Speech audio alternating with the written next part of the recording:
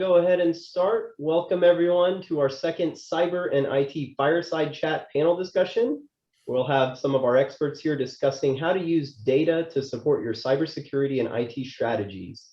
I'm Rubik Yariazarian. I'm a principal here at Briggs Veselka in our forensic valuation and litigation support practice, and also head our data analytics group, and I'll be serving as your moderator. Before we get started, a few housekeeping items. You are on mute.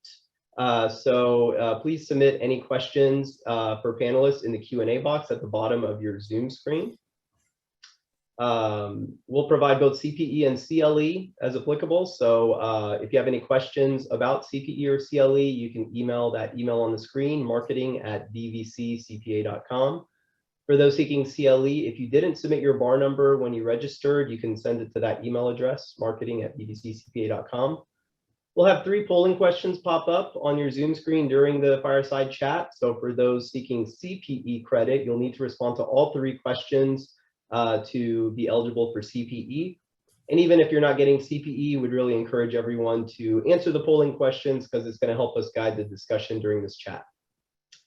And we don't have slides for today's event, but we'll make a recording of this discussion available after the event. So keep an eye out for an email in your inbox in the next couple of weeks. So let's meet our panelists. First, we have Jim Herrmann. He is the Chief Information Officer here at Briggs Veselka. Jim has over 27 years of career progressive responsibilities in the IT vertical, giving him the ability to perform with agility, adaptation, and resilience that has proven paramount for continued success. I can say when Jim joined B&V, we coincidentally got on Zoom 4 months before the pandemic, so I can say firsthand that he has definitely done that during his time here. He's known in the industry as a turnaround expert and has successfully executed countless continual process improvement programs, resulting in materially significant gains in IT cost savings and avoidance, as well as business process efficiency and effectiveness across operations, computing environments, and teams. Jim previously worked for organizations including IBM, FMC Technologies, and Noble Energy, and currently serves as a trusted advisor and partner to organizations across a variety of industries. Welcome, Jim. Morning, everybody. Thanks, Rubik. And next we have Mike Trpkosh. Mike's the Director of Cybersecurity at Pathway Forensics, which is a B&V subsidiary. Mike is a certified information systems security professional, a certified information security manager, and a certified information systems auditor. He has extensive experience in client management, security software implementation, risk management and auditing, business impact analysis, system applications, business continuity, and disaster recovery, and governance and compliance. Prior to joining Pathway, Mike worked in the IT space for over 30 years, with the last 15 being focused exclusively on information and cybersecurity. He served in an organizational leadership roles as a Chief Information Security Officer and has worked with other Chief Information Security Officers during his time as a cybersecurity consultant. Regardless of what side of the table Mike is on, he enjoys helping organizations develop effective cybersecurity programs by addressing risk and creating a cybersecurity conscious culture. Welcome, Mike. Thanks, Rubik. All right, so let's get started. We'll set the mood with a little fireside over here. And I'm going to start off with, you can see this slide on the screen. I'm going to ask some questions around this. So this is from the IBM Cost of a Data Breach report.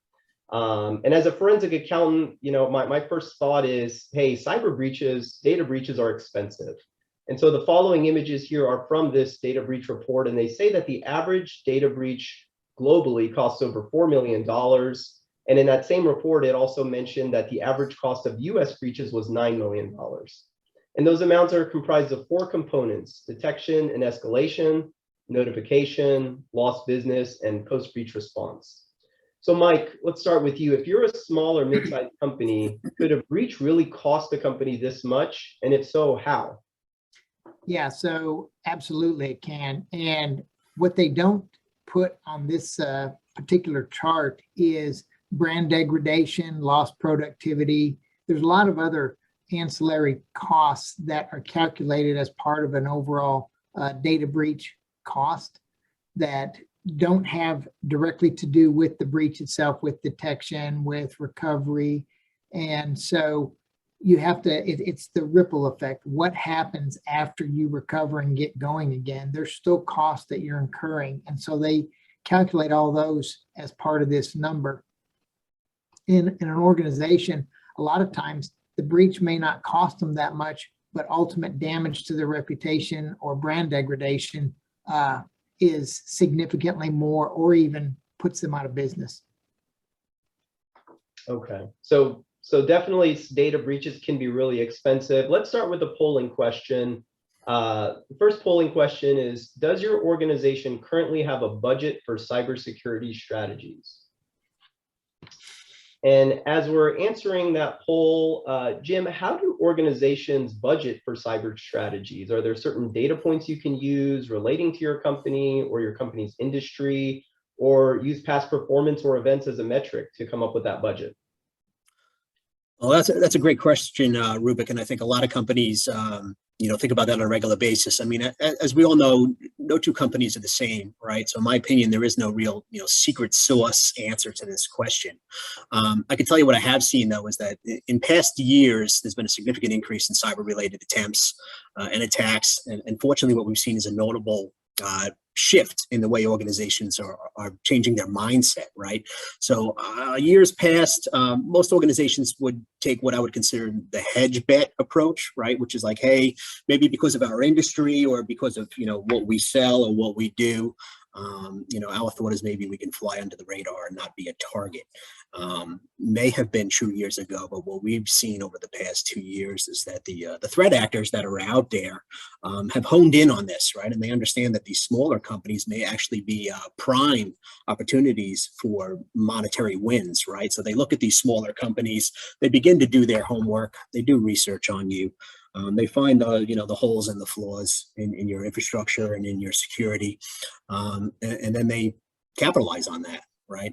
So what we're seeing now is many of the companies that at one point may have thought that they could not be on somebody's radar or somebody's target are now shifting that mentality to how do we become, best protected in any way possible based on budget, right? So not every company is the same in how they budget, but what they are doing is going out to the internet, doing a lot of research, looking for reports such as the one that we have up right now, which is a great example. These are usually, free to the public or something similar like that is free to the public, or you can pay a small fee to get a hold of it. Do your research and understand what kind of threats are out there, maybe what threats in your industry are more apparent, and at the same time, where your risk appetite might fall, right? Every company is different. Some have a very high appetite for risk and some have a very low appetite for risk based on what they do or just how they feel. Rule of thumb from what I've seen by experts is 10 to 15% of your IT budget should be spent on security. A lot of times your IT budget overall is 5 to 6%, most experts would say, so 10 to 15% of that. I've seen as high as, maybe tech companies spend a little more, 20, 25% on security.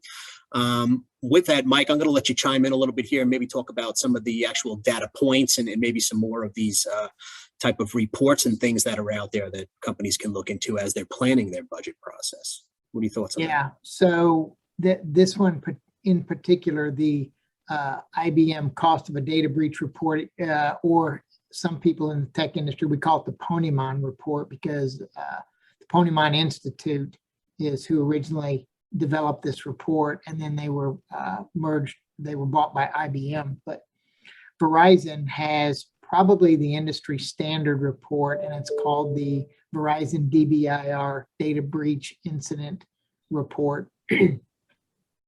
And that is something that all practitioners look forward to seeing each year, because it kind of tells you the trends. It tells you what you might need to take stock in if you aren't thinking about it. So it's kind of the crystal ball, but it also gives you an idea of whether something has flattened out or if it's still ramping up from a threat or vulnerability perspective.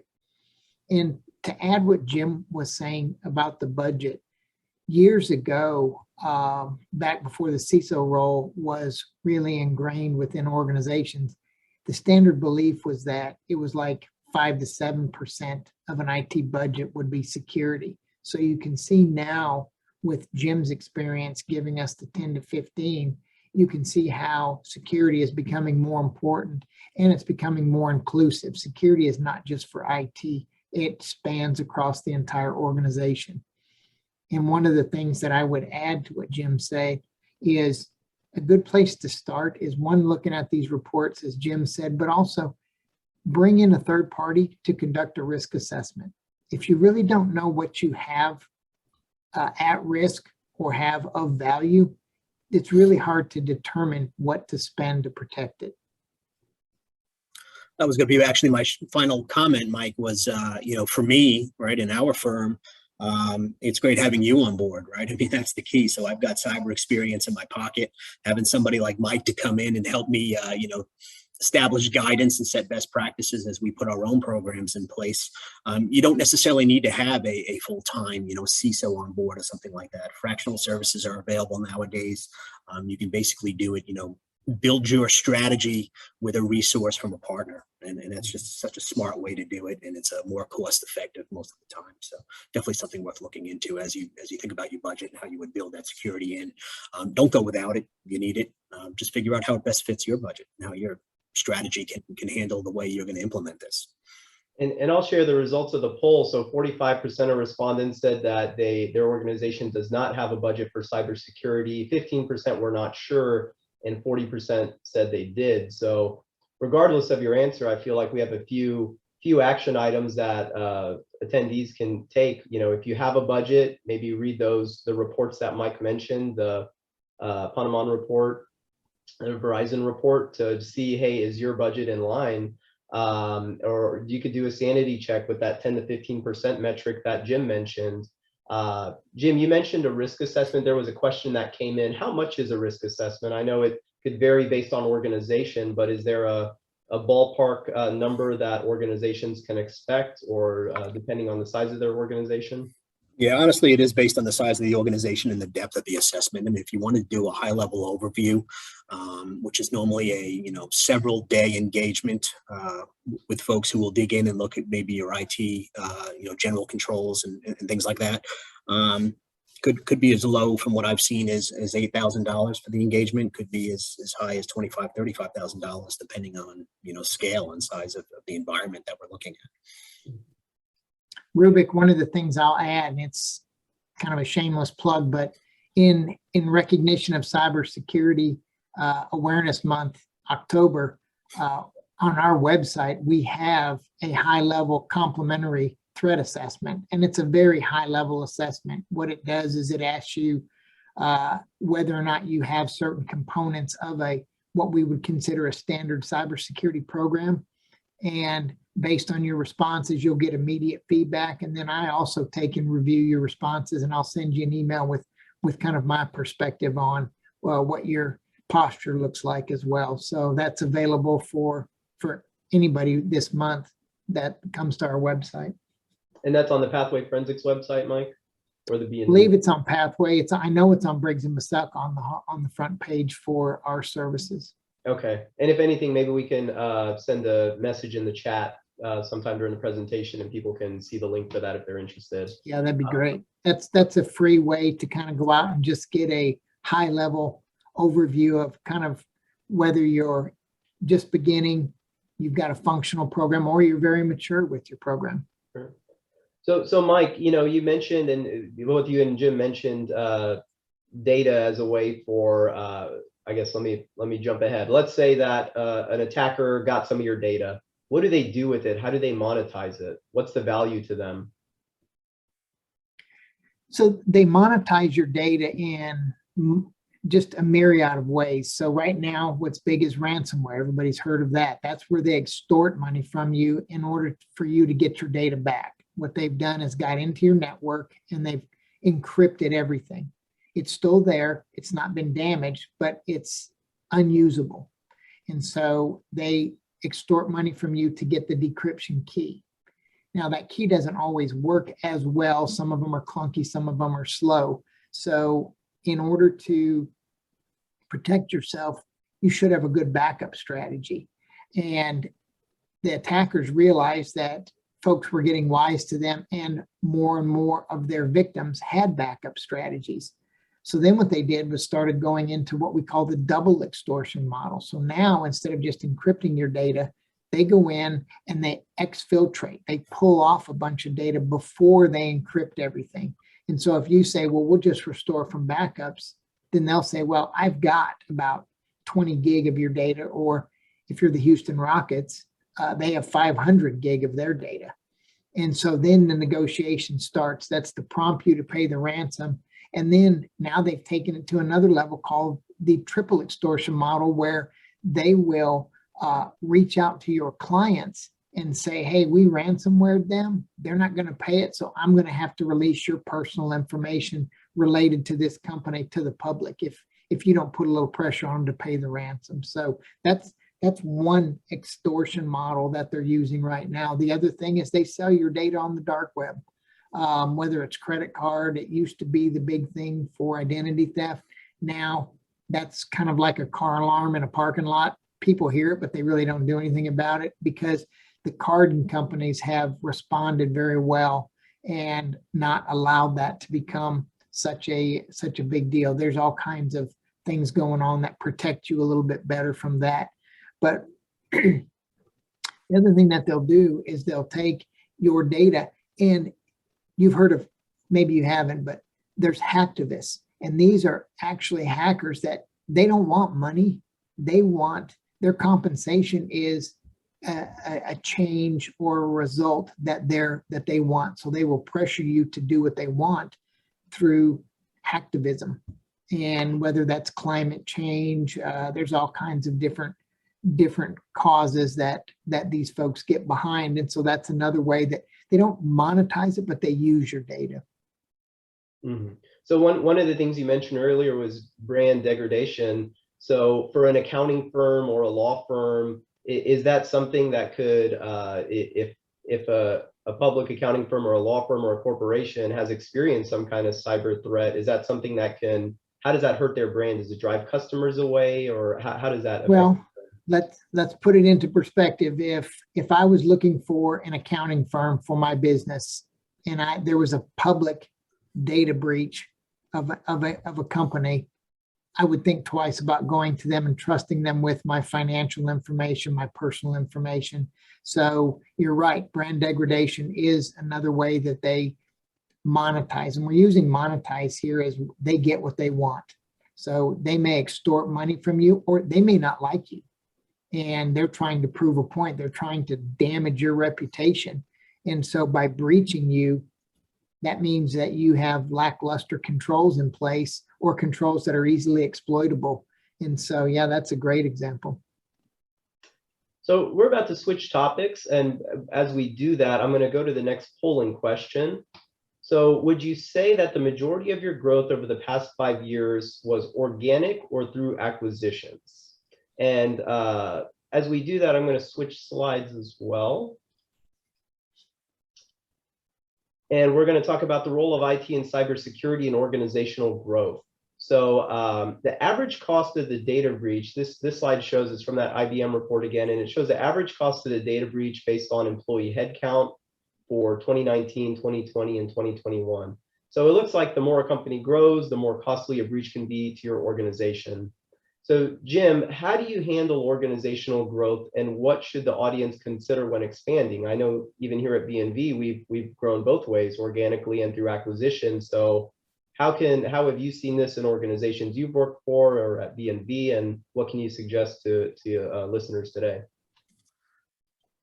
Great question, Rubik. I mean, I think in my experience and what I've seen in the past is, most organizations, I mean, when we talk about growth, that's a good thing, right? Everybody loves growth. They plan for growth. The thought behind that, though, is sometimes growth is challenging, and sometimes you learn whether you're prepared or not prepared for that growth. The biggest thing that I've seen in my past is a lot of times organizations tend to spend a lot of their time and energy planning for that growth based on your core processes that are related to, maybe sales and revenue.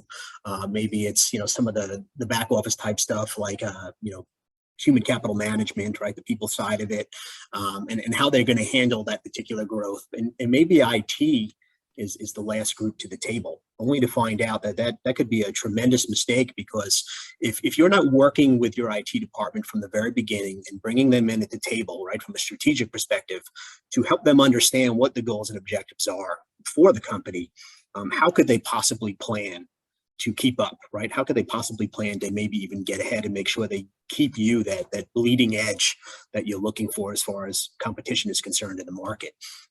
You may have systems that need to be updated that are not scalable. You may have patches that need to be applied. You may have software that is spread out amongst the company that is not very efficient or effective or costly. You may not own enough licenses for your basic ERP systems and things like that, so that you can expand. I've worked for a company, unnamed years ago, where they were building manufacturing plants in another country, and they hadn't thought about the ERP side of it and how big that project would really be. It stalled the growth upwards of 6 months while IT teams and vendors got in there to figure out what it would look like to stand up that infrastructure in the country that it was in, because it was just very difficult to get technology there. One of my recommendations would always be, make sure you incorporate these things into your budget from the get-go, right? Do your assessments with your IT department, bring in some vendors or some partners if you need to run, diagnostics and assessments and build spreadsheets, build databases, whatever you need to do to build a blueprint that you can use that will then become a model to scale, right? One of the best things I've seen in my experience is if you build this model to scale, if I'm sitting at the table with executives and we're talking about maybe an acquisition per se, and they say the acquisition is, hey, maybe it's a firm of 100 people. Hey, Jim, what will it cost for us to integrate a firm of 100 people? Well, I'll reference that model of scale and basically say, hey, when I plug in all these numbers, here's what it looks like. So let's make sure that we budget in X.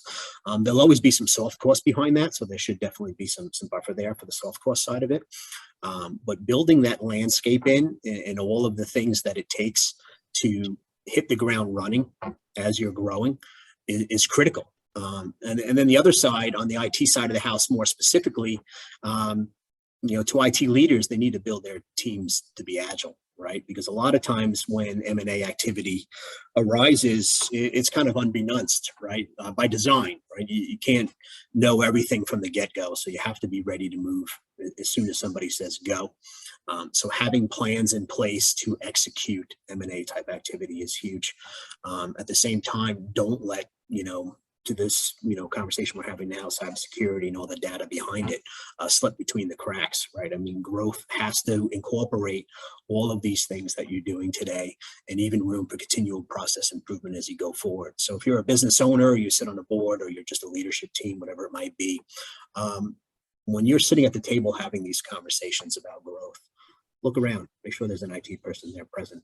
The value they'll bring in the beginning will save a lot of time and energy and most likely money in the future when it comes time to actually execute and push for some growth.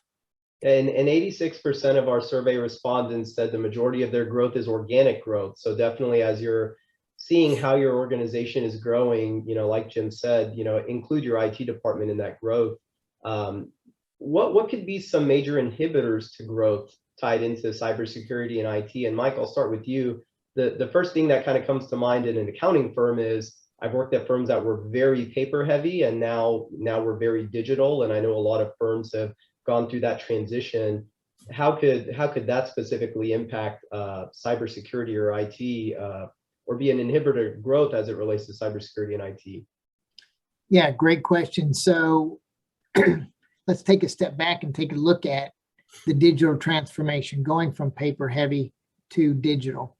What that's done is a lot of your breach laws, they weren't nearly comprehensive enough, because the chance of an attacker going in with a hand truck and wheeling out file cabinets full of paper records, even on a good night, he's only going to get a couple thousand. In a digital world, he can get 1 million, put it on a flash drive, stuff it in his pocket, and walk out the door. So that's really escalated the value of having a good cybersecurity posture. And so by moving to going through the digital transformation that most organizations go through, it inhibits their growth only because they have to figure out, do risk assessments, but figure out what their cybersecurity posture needs to be. When you start digitizing all of that data, you have to really think about what are the responsibilities that you're taking on to protect that data. If it was a file cabinet, you have a lock on it, and that keeps the majority of people out. But in the digital world, there's so many different ways. There's permissions, like Jim said. There's all kinds of ways that people can get into files, access control. How do you keep somebody from going into a folder and just opening up a spreadsheet with data they shouldn't be looking at? So that inhibits growth a little bit. Unfortunately, a lot of companies don't let that inhibit them, and they just take off and go anyway. And then they find themselves either non-compliant or they find themselves breached. The other thing that information security is a term and cybersecurity is a term. Information security applies to all data security. And that's paper records as well as digital records. Cyber, with cyber being electronic, it applies to only your digital or electronic records. So both of those need to be addressed, but more often than not, it's the cyber that gets you into trouble, the electronic data. And just because of the scope and scale of the damage that can be done or you can do by not properly protecting the data.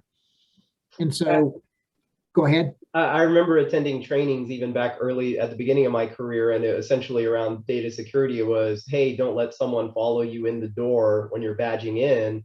But now, you know, you have thousands or tens of thousands of emails coming in daily, and each one seems like it could be that person following you in the door to take some records out. So it's kind of scary when you think of it that way. As a former CISO, you know, I used to worry about the tailgaters.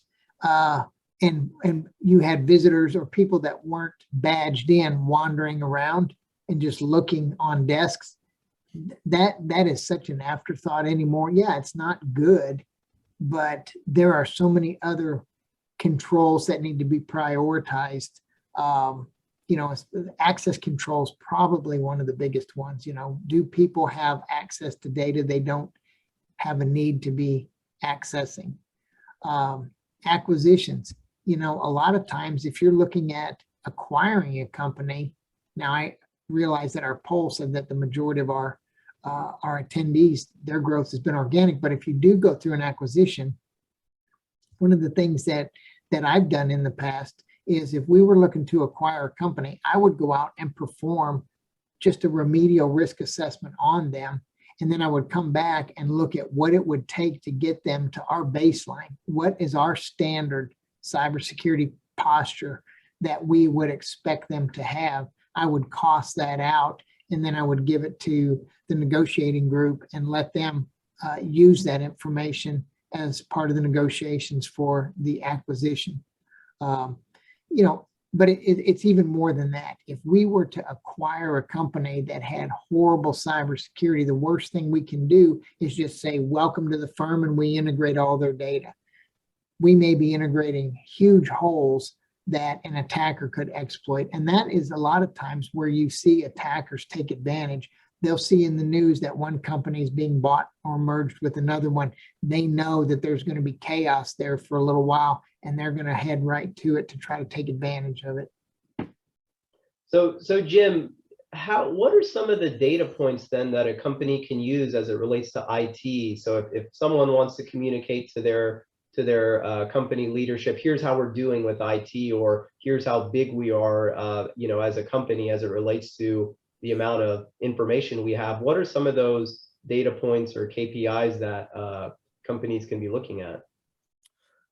Outside of the data points and the KPIs, just to echo what Mike said a little bit. So I mean, when you're looking at a company that you are looking to either merge or acquire, you also got to look at the operations side of the house too, right? What is the state of their operations? A lot of times we have scenarios where a company may be highly digitized, right? So you think that's a great thing heading in. You're like, hey, this should be easy.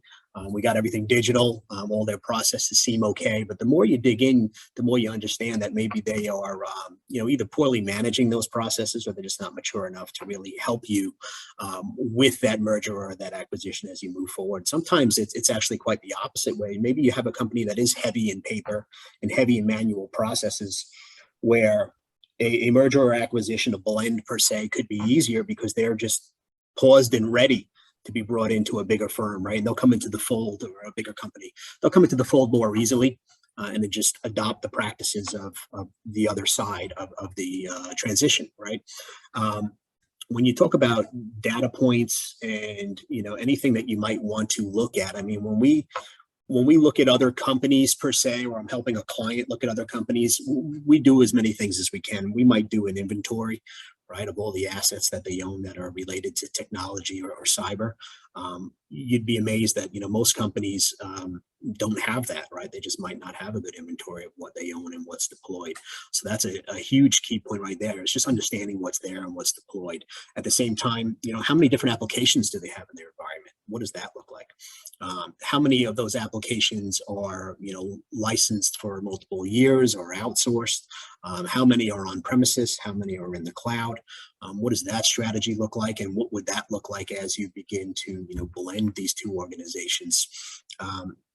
At the same time, you may want to look at their posture, obviously, from a security perspective. What does that look like? Is it something that I've seen sometimes where the other company, whether they be something you're merging into or something that is smaller, may have a better posture, right? So I've had resources that come over from a smaller company that actually bring their processes to the bigger company and implement them there because they're more mature and they have better ideas and better processes in place. As far as other data points, I mean, it's not always pure data, right? You might also look at some of the reports that have already existed historically, if possible, right?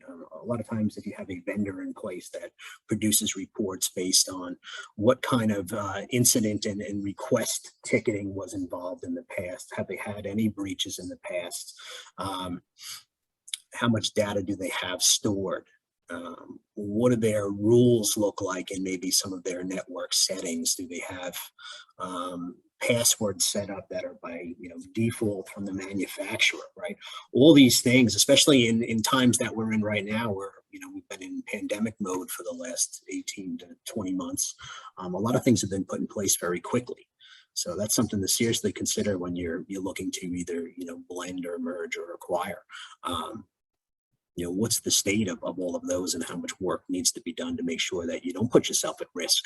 I think Mike nailed it, right? Disruption is key. So these bad actors and threat actors, that's what they're looking for. They're looking for any company in a state of disruption, and then they'll take advantage of that. So you need to really be careful when you're doing that. And then Mike, how about from your perspective on cybersecurity? What are some of the data points there that can be used to communicate how it's going with company management? Yeah, so totally agree with Jim on the have they had an incident in the last 12 months? That speaks volumes to their posture and to their programming and the effectiveness. A lot of the other metrics that we look at are mean time to detect. So if you have any type of an incident that could be beginning or starting to take place, how long does it take you to detect that? And that's a fairly common metric that you see for cybersecurity. Another one is mean time to respond. And that is, how long does it take you to actually do something about an attack? There's a big difference between detecting it and responding. And organizations that have large numbers there, they're very vulnerable, because you see examples all the time of attackers that were in networks for months. I just was reading about one this past just a few days ago, where the attackers were in there for 5 years prior to them finally being detected. And they were detected when the company was bought, and the company doing the purchase did a risk assessment and an evaluation, and they found it. And that's what happened with one of Verizon's breaches. As part of their the due diligence of Yahoo, they found out that attackers had been in Yahoo forever. And so those are some of the things that you need to take a look at. Another great data point right now that's relevant to any organization is simulated phishing campaigns. If we send you fake phishing emails, we want to see what your click rate is. What do your people do with these emails? Do they just open them? Do they click on any of the links? One of the stories that we had from an engagement that we conducted was we had an organization and we sent them a phishing email that was for a free cookie from Chick-fil-A. There wasn't a Chick-fil-A within 75 miles of this place, but we had like 5 different people click on it. So it's, you know, you have to figure out where your risk is, and and it doesn't mean that those people are nefarious or malicious. It just means that we have to help them in make their experience online a little bit more safe and a little bit better. You know, teach them, hey, hover over this just to make sure if it looks like it's a good deal, just verify that it is before you just jump in and cannonball into the pool.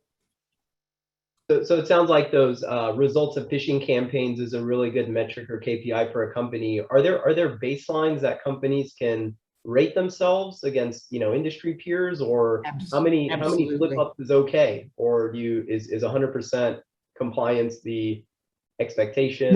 Yeah, you'll never get 100%. So generally, what you try to do, what we normally see is the first pass through 25 to 35% is probably common.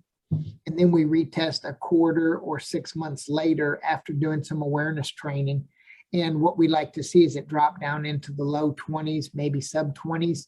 And then after a year of a pretty progressive security awareness program, we like to see the number in the low teens.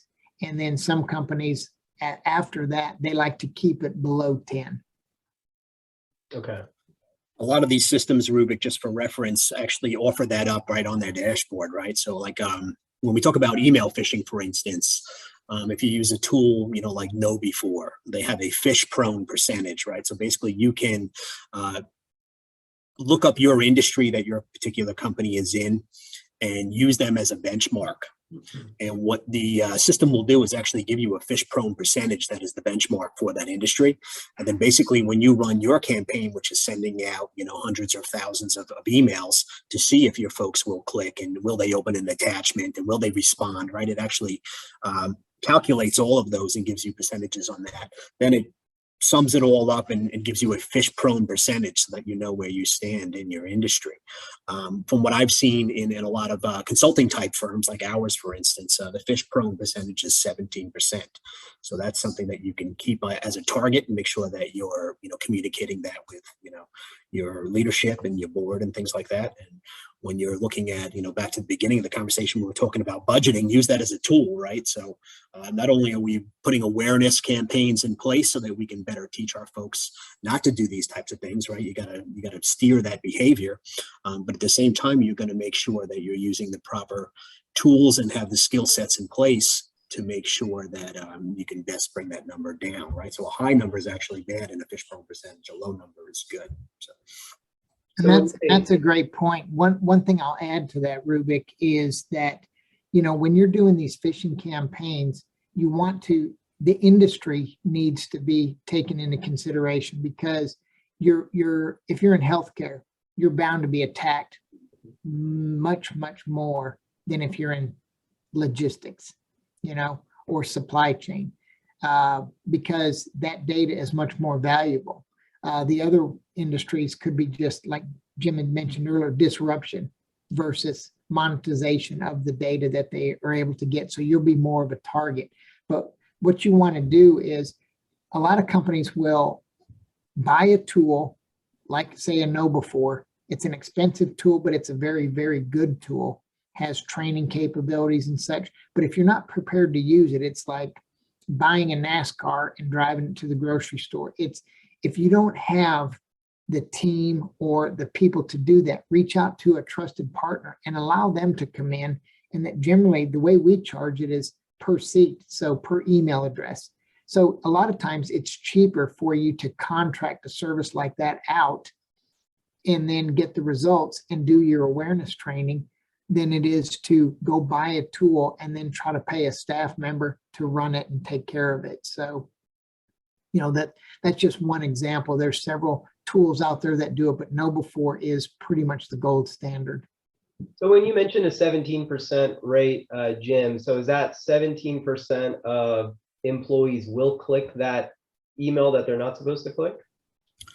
No, it's really more the comparison against the benchmark. So you are 17% prone to be phished based on your comparison to your peers, right? So if you come in at a 5% or a 3%, you are that much less prone to be phished. Ultimately, based on your culture, right? So based on the outcome of the testing. So in a smaller company, maybe you have 400 or 500 folks. It only takes but a click or two to change those numbers.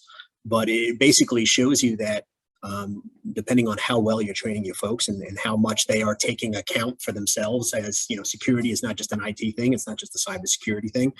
Mike said it earlier in the conversation, it's an entire company thing, right? We're all responsible for what we do.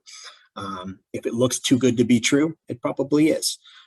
If it's trying to get you to hurry up and make a decision, may very well be phishing. There are so many different quick factors you could look at in and even a good email, phishing campaign model that you'd be amazed. I mean, these threat actors that are creating these do their homework. They know what you do. They know what kind of conversations you're having based on your industry, and they'll copy and paste like the best of them to make the emails look exactly like a company that you're doing business with. They may even know because they read on the internet a transaction that you're in the middle of, and they'll jump right in there and they'll send an email out to a couple key folks that they found on LinkedIn within your organization saying, hey, click on this, here's that information you were all talking about. And sure enough, maybe the majority of folks will not, but it only takes one. Right. Mike talks to me all the time about how, on the IT side of the house or the cyber side of the house, we're always working hard to make sure that we don't let anybody in. Right. But the threat actor only has to be successful once. So that's what we're up against daily. And that's pretty much my motto is we have to be right every time and they only have to be right once. For example, Rubik, if you get your phishing number down to like 7, okay, 7% of your people, that might be one person or 2 people clicked on emails. While sub 10 is great, it only takes one person to compromise your network. So there's always work to be done. Mm-hmm. And that one person could result in, we're looking at the loss numbers, a $4 million impact to a company. Yep. So let's switch topics. There's been a lot of change over the past 5 to 6 years with the adoption of GDPR in Europe, the CCPA in California. And, for the past year and a half, companies have been more and more virtual, beginning to go back into the office towards the end of this year. And at the same time, we can see from the prior slides that the average cost of a data breach is higher today than it was in 2015. And from the slide here, we can see an evolution in how breaches are occurring. So what jumps out to me on this slide here, let me get my little pointer out, is, I see this social engineering one is kind of trending upwards here, a lot more than it was, a lot higher in recent years there. So where do we go from here? What kind of changes do we anticipate beyond 2021? I guess the first topic I want to start with is, as I mentioned, people are starting to go back into the office. How does that change things, from being mostly in the office to virtual for the past 18 months, now going back into the office? Is that good or bad? So, I mean, it's great that everybody's getting to go back to the office, but the uptick that you're seeing right there in social engineering, that's a pretty common conversation topic amongst my colleagues and myself. And what it is in 2015, the emergence of cryptocurrency is what is fueling ransomware. Ransomware is as big of a topic as it is because of the acceptance and the kind of the growth of cryptocurrencies. If you didn't have cryptocurrencies, ransomware would not be near as popular because we could trace the funds back to whoever was getting them. Cryptocurrency is anonymous. Now, I understand Bitcoin has what they call a public blockchain, meaning that anybody can go out and trace transactions. It's very boring, but a currency like Monero, another cryptocurrency, has a private blockchain to where that is totally anonymous. You can't trace those transactions. And so social engineering of 90% of the ransomware last year was brought on by social engineering. And 76% of that 90% was through phishing emails. So social engineering, tricking your people into doing something they shouldn't do, is the way that these attackers are getting that in there. So I think you're also seeing digital transformation. Okay, so 2015 versus today. In 2015, probably didn't have near the adoption of digitalization as we do today. So with the growth comes the expanded kind of your attack landscape. So that's some of the things that are going on right now. Mm-hmm. So Jim, with from an IT perspective, is it easier or more difficult knowing that, going into the future, a lot of workforces are going to be hybrid? We've been mainly remote the past 18 months. Now you have to deal with people who are both remote and in the office. Does that make things more difficult from an IT perspective? I think there's a couple of factors to look at, Rubik. So, I mean, one, when we all went remote, back in March of 2020, most companies did it as quickly as they possibly could, right? Everybody was concerned about their folks. That was the highest priority. So what does it take to get, the company remote? A lot of tools, a lot of softwares, a lot of infrastructure was shotgunned into place very quickly to get that to happen, because production, obviously is the most important thing at the time. Nobody thought about, or could have even thought about at the time, how long we'd really be dealing with this pandemic, right? So now here we are all this time later, and most companies are just now getting to the point where they can double back and take a look at what they've done. And Mike and I talked about this in one of our earlier fireside chats, the amount of effort it takes to go back and look at what you've done, make sure that what you've put in place is sustainable, right? Will it continue? Does it fit with the goals and the objectives of the company and the strategy that you were originally following, to make sure that you can leave it in place? Or does it need changes? Does it need rework? Does it need to be pulled out completely? Bottom line is, when you go from an office, right, on location type logistics scenario to maybe even what we've done as a firm, where now I have, not the 5 offices that we've managed, but I have 405 offices, because I've got 400 associates all over the state and even in other states. We have to manage all of that, right? At the same time, there's kind of a flip side to answer your first question, which is it good to come back? I mean, I honestly think for cultures, it's good to come back. Maybe even from a phishing perspective, sometimes it's good to come back, right? Because one advantage you have when folks are back in the office is they talk, right? They're together and they talk, and, hey, Rubik, maybe you get an email and it looks a little squirrely for you. So you lean over to me and you say, hey, Jim, take a look at this thing. You think it's legit, and then we can go look at our tools, and I can give you some data around it and let you know, hey, this does look legit, or hey, maybe you need to reach out to this person and make sure it is before you go any further. At the same time, I very quickly, almost real time, learned that this happened to you, and I can go in and look at my systems and see how many others may have gotten it, right? So I may actually be able to thwart some of these phishing attacks more quickly if everybody were, in one location, or in at least lesser locations than they are. I honestly think that when everybody went remote, and Mike, maybe you could speak to this a little bit more in a minute, with all of these external endpoints that we're all managing now, it kind of builds an air gap. And it's easier to social engineer a conversation with somebody when it's one-on-one than it is amongst a group, right? So for me, that's something I think is an advantage of coming back, because you're bringing your groups back together again, and people do talk and collaborate on a regular basis. But at the same time, you have that risk of when you come back, now you have all the folks back in the building that maybe you've done a lot of work to put systems in place. You need to spend some time on the front end before they come back and make sure that everything is up to speed and everything is secure the way it needs to be. And there's no risk that you've, accidentally implemented during the process, so that when now all these folks are back, you've just opened that exploit hole tremendously because there's been nobody there for so many months. Mhm. Yeah. So I want to, we see on the screen, in the top left of the slide here, it mentions GDPR and CCPA in 2016 and 2018. And I want to use that as lead into our next polling question. Let's pull that up.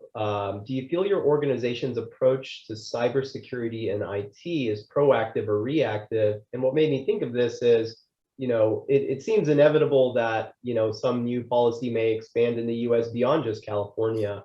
So are organizations being proactive to prepare for that? Or are you are you waiting to see what happens and then reacting to it? And as you answer this question, it doesn't just have to relate to these to GDPR and CCPA, but for your overall cyber and IT. As we're answering that polling question, Mike, let's start with you. Is there any idea, or have you heard anything in the industry? I know you're not a lawyer, but anything as far as regulatory standards that might be coming down, like GDPR and CCPA for the greater? Oh yeah, I mean it's so to kind of set the stage. I'm all for GDPR. The United States is so far behind in privacy law and allowing people to have ownership and control of the data that is about them, that companies have. It's to me, we need to really ramp things up. So GDPR is a great thing. California passed CCPA, and what that is kind of the first version 1 of GDPR for the US. But what's great is that as of last summer, there were, I believe, 25 states that had developing legislation around it. Now, a lot of them, what they're doing is they're almost copying the first one. So Minnesota had it, New York and Massachusetts had it first. And so a lot of states are copying theirs and then trying to use that as part of their legislation. So I like seeing it. I wish at the federal level we had a little bit more teeth in our privacy laws, because as much as it'd be great for each state to manage it themselves, when you talk about data breaches, a company in Texas might have data records on people from every state in the country as well as multiple other countries. So now we have multiple different ways that we have to communicate that breach. We have responsibilities based on the law of that state as to how we have to handle that. So it makes it difficult for an organization. Generally, what we do is we take the most stringent state law and we apply that across the board because it's just easier that way. It may be more work for us, but you don't get yourself into trouble. So with that, because you may have accounting firms, law firms, or organizations that are operating all across the US. So does it depend on where the office is located, where the data was, where the breach occurred, or where the customer is? Customer is.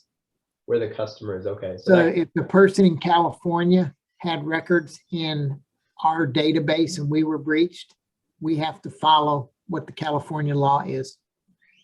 Got it, okay. So let me go to our last question. So make sure we have a little bit of time for Q&A still. So Jim, I'll start with you. What are some lessons your teams have learned over the past year and a half? I think some of the biggest lessons, I myself have learned, as well as many of the customers and clients that I work with and other organizations that I, speak with on a regular basis, has really been more around policies, processes, and procedures, right? So, date back previous to the pandemic, you may have been in a very good situation where all of your policies, processes, and procedures were in place. They were all current at the time. Fast forward, now the team has been remote for many months. A lot of changes have happened. The way you're doing business has changed. Have you gone back and looked at the governance model and looked at your policies, processes, and procedures lately and made sure they still apply? One of the biggest things I'm seeing, and this is why this is so important, not only just for your own security as a company and for your own, efficiencies and effectiveness as a company, making sure that you can stay productive and stay secure, is that a lot of the companies that you may do business with, right, whether it be a client that you're doing business with or a vendor or a partner that you're doing business with, are really looking heavily and adopting this whole, privacy and security practice as a methodology. So they're coming forward and asking companies that they do business with to produce, reports and records based on their status as far as, what is your security posture? What does your privacy policy look like? From what I've seen, it's catching a lot of companies unprepared, right? So they are now doubling back real fast and trying to catch up, right? So you've got to put teams in place that review all these policies, processes, and procedures, make sure that they're updated, make sure they're going to work for the business going forward. And that in itself is kind of disruptive, right? Because the teams are busy doing what they do day to day, and now they've got to carve some time out to make sure that they're doing this, to make sure that we stay on top of things. That's probably the biggest thing that I've seen. It's very time consuming. A lot of companies tend to, maybe overlook it or kick the can down the road a little bit when it comes time to do that, because they say, oh, we'll get to it. What I would recommend in that case is, if you don't have teams in place that can maybe tackle that now, maybe, reach out to a partner that can help you, reach out to somebody that can maybe come on board, even fractionally, like we talked about earlier, and help you draft some of these policies or revise them, at least, so that you are not getting caught in such a way where you can't answer, a partner, or vendor, or a client properly. And at the same time, for yourself that you're protecting your business to the best means possible, right? So, yeah. And we do have a question. I want to jump into the Q&A and make sure we answer our question. If anyone else has any questions, feel free to drop it in the Q&A, or we've got the emails for everyone on the screen here. You can shoot us an email. But the question was, if our company is outsourcing our exchange and storage systems, such as Office 365, how can we improve the security, or can we only rely on Office 365?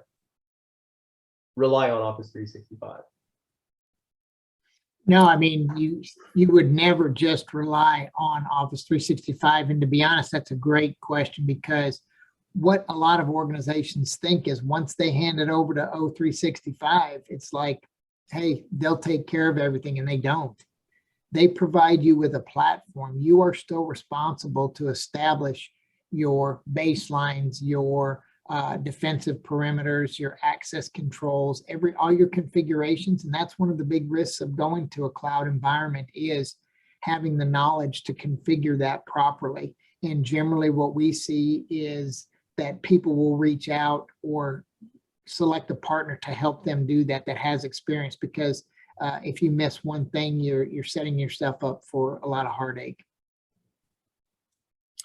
Yeah, I'll chime in a little bit there, Rubik. As you're doing things like that from an IT perspective, often you think that just because you're going to the cloud, it means you're more secure, and that's not necessarily the case, right? Whether you're hosting your own private cloud, maybe in Azure or AWS or something like that, or you're actually going SaaS based, which is, the vendor itself or the software provider is hosting that platform for you.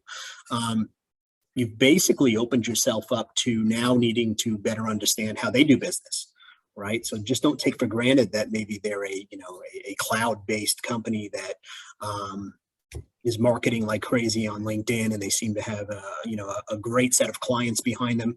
You need to understand what their posture looks like and what their practices look like, so that you make sure that you're comfortable with moving your data there or moving your systems there.